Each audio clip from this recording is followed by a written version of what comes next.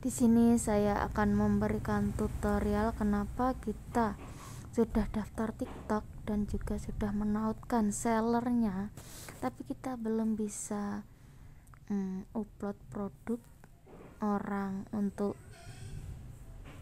mendapatkan komisi. Ternyata di sini saya tanyakan di chat agen di sellernya ya kayak daftar TikTok penjual tapi nggak bisa jualan affiliate. Apakah nggak bisa dirubah? Karena kalau status penjual nggak bisa ya jualan. Kemudian di sini dijawab oleh agennya, namanya Abi ya. Kemudian maaf ya kak atas ketidaknyamanannya terkait tidak bisa jualan afiliasi. Kemudian toko kita akan dicek dulu. Kita harus menunggu sampai 3 menit. Kemudian di sini saya tanya lagi, kemudian katanya dalam masa percobaan sehingga belum bisa menautkan produk orang dan belum bisa jualan untuk mendapatkan komisi ya teman-teman, karena TikToknya masih dalam percobaan, karena TikToknya itu masih baru ya. Kemudian saya tanya lagi, terus daftar toko TikTok seller pakai KTP dan saya cek kok ada pajaknya, apa saya harus bayar dan lapor pajak ya, mohon penjelasannya. Kemudian agennya menyuruh untuk menampilkan tangkapan layar di seller ya, di situ ada pajak, kita klik pajak, kemudian kita screenshot aja, kemudian kita kirim. Kemudian di sini bagi yang sudah mendaftarkan PPN, pengusaha kena pajak harus mewajibkan nomor pokok wajib pajak NPWP. Jika tidak mendaftar, maka hanya perlu memberikan nomor wajib pajak jika punya, atau tidak KTP-nya ya. Kemudian dalam masa percobaan berapa lama ya biar bisa jualan affiliate ya. Ternyata di sini agar bisa yaitu masa percobaan selama 30 hari baru bisa jualan ya teman-teman. Kemudian di sini saya tanya lagi, berarti apa ini jika ditarik pajak proses pajaknya bagaimana, apa harus lapor tahunan? Ternyata tidak ya teman-teman.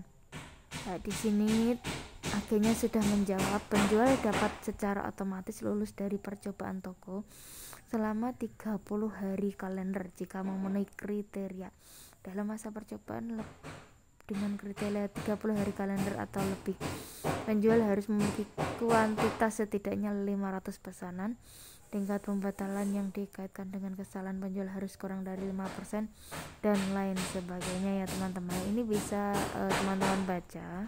Apakah harus lapor tahunan? Ternyata tidak perlu.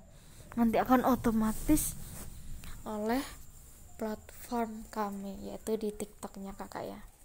Kemudian di sini jelaskan untuk yang diterbitkan oleh PT Tokopedia, biaya layanan yang dibebankan kepada Anda oleh PT Tokopedia dibebaskan dari pemotongan karena pemotongan pajak di atas. Untuk menjelaskan lebih lanjut, dengan demikian selama masa berlakunya SKP tersebut tidak ada pemotongan pajak dan dasar pergantian pajak ya. Di sini sudah dijelaskan ya teman-teman, bisa teman-teman baca. Berarti gimana kak, nggak bayar pajak ya? Ternyata tidak ya kakak, berarti kita tidak membayar pajak di TikTok affiliate. Makasih jawabannya. Kemudian di agennya menjawab, sama-sama ya kak, apabila sudah cukup jelas izin menutup percakapan ini jika tidak ada yang ingin ditanyakan. Kemudian saya tanya lagi, pajak pas di transfer di rekening ya, maksudnya masih tanya lagi. Betul kakak, jadi ternyata pajaknya itu dipotong ketika kita mau mengambil uang ya, jadi itu sudah otomatis termasuk pajak dari TikToknya. Kemudian saya tanya lagi, apakah seller di TikTok itu apa bisa dihapus? Ternyata tidak bisa ya teman-teman. Di sini terkait kendala kakak bahwa saat ini sistem kami tidak mendukung penghapusan akun karena kami tidak akan memulihkan akun yang telah dihapus atau dinonaktifkan. Data riwayat pendaftaran juga tidak dapat kami pulihkan. Hal tersebut menyebabkan KTP, kakak akan terus terdeteksi sebagai terdaftar sistem kami. Mohon diperhatikan, kami memiliki kebijakan di mana satu KTP hanya dapat didaftarkan satu akun untuk satu akun. Apabila kakak ingin membuat akun baru kedepannya, kakak harus mendaftarkan KTP yang belum pernah didaftarkan sebelumnya. Terima kasih sudah menonton dari video saya, semoga bermanfaat.